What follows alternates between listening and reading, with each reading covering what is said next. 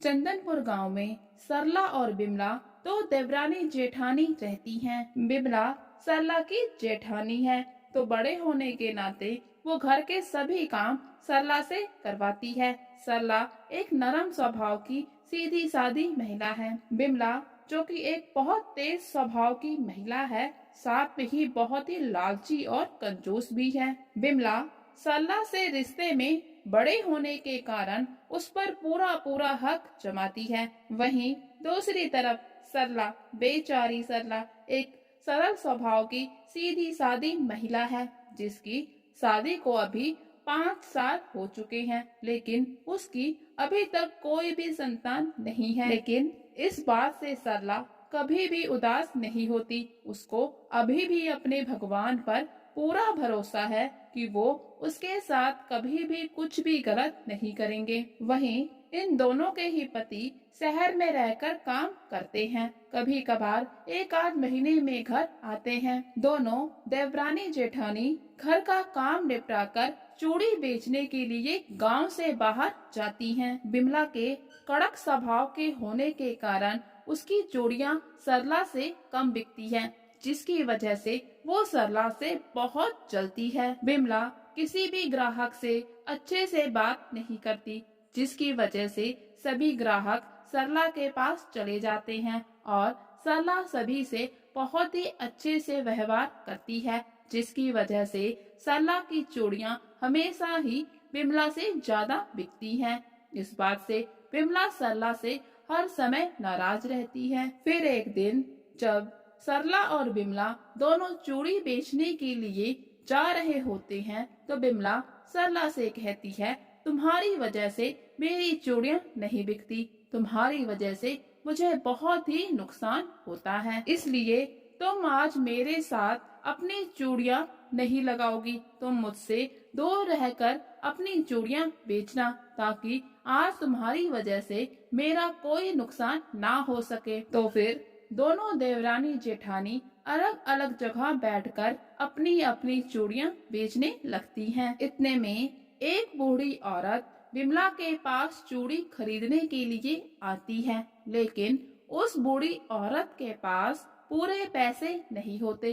वो बूढ़ी औरत बिमला से विनती करती है कि उसे कम पैसे में ही चूड़ी दे दे, क्योंकि वो अपनी बेटी से मिलने जा रही है। उसको चूड़ी देगी तो बेटी बहुत ही खुश होगी, लेकिन अभी उसके पास पैसे नहीं हैं। तो इस पर बिमला उस पर बहुत ही गुस्सा हो जाती है और कहने लगती है कि अगर तुम्हारे पास पैसे नहीं है तो फिर तुम यहाँ क्यों आई हो? मैं तुम्हें इतने कम पैसों में चूड़ी नहीं दूंगी, तुम यहाँ से चली जाओ। तो बूढ़ी औरत वहाँ से चली जाती है। आगे चलकर वो बूढ़ी औरत सरला के पास जाती है। फिर वो सरला से कहती है कि बेटी, मुझे 20 रुपए में ही चूड़ी दे दो, मेरे पास पूरे पैसे नहीं हैं और मुझे अपनी बेटी के घर भी जाना है, उसी के लिए ये चूड़ी लेकर जा रही हूँ। सरला को उस बूढ़ी औरत पर दया आ जाती है और वो उसको चूड़ी दे देती है। इस पर बूढ़ी औरत बहुत खुश होती है और वहाँ से चली जाती है। लेकिन जैसे ही शाम होती है तो वो बूढ़ी औरत सरला के पास फिर से आती है और उसे एक सोने का कंगन देती है और ये भी कहती है कि ये सोने का कंगन तुम्हारी कमाई में हमेशा ही बरकत करेगा, इसे हमेशा अपनी चूड़ियों के साथ रखना। सरला भी इसे बूढ़ी औरत का आशीर्वाद समझकर अपने पास रख लेती है, लेकिन ये सब कुछ उसकी जेठानी बिमला भी देख रही होती है। सरला को उस बूढ़ी औरत ने सोने का कंगन दिया है, ये देखकर उसको बहुत ही जलन होती है। फिर उस बूढ़ी औरत के जाने के बाद वो सरला के पास जाती है और कहने लगती है, ये सोने का कंगन मेरा है, क्योंकि ये बूढ़ी औरत पहले मेरे पास आई थी। फिर सरला कहती है, लेकिन आपने उसे चूड़ियां नहीं दी थी, उसको चूड़ियां मैंने दी थी, इसीलिए उसने मुझे ये कंगन दिया है। बिमला सरला की एक भी नहीं सुनती और उससे वो कंगन छीन लेती है।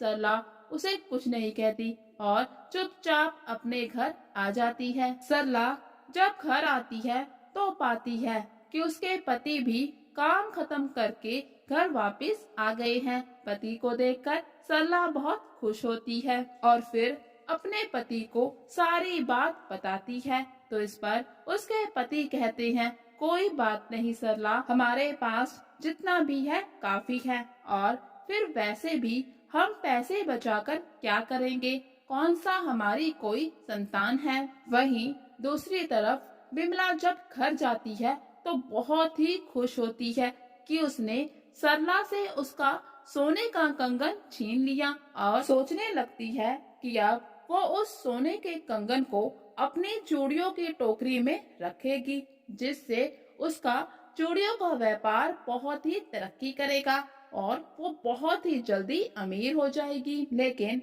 जैसे ही बिमला सोने के कंगन को अपनी चूड़ियों की टोकरी में रखती है तो देखती है कि सारी की सारी चूड़ियां जलकर राख हो गईं। बिमला ये सब देखकर बहुत ही उदास हो जाती है और समझ जाती है कि ये सब उसके ही कर्मों का फल है। उसने सरला के साथ बहुत गलत किया, इसीलिए उसके साथ भी इतना गलत हुआ। बिमला ये सब होने के बाद बहुत रोती है, लेकिन अब रोने से कोई भी फायदा नहीं होने वाला। बिमला को ये बात समझ में आ जाती है कि सोने का कंगन सिर्फ और सिर्फ सरला के लिए था और वो जाकर सरला को वो कंगन वापस कर देती है और साथ में ही सरला से अपने किए हुए बुरे व्यवहार के लिए माफी भी मांगती है। उसके बाद सरला और बिमला अच्छे से हंसी खुशी प्यार से रहना शुरू कर देते हैं।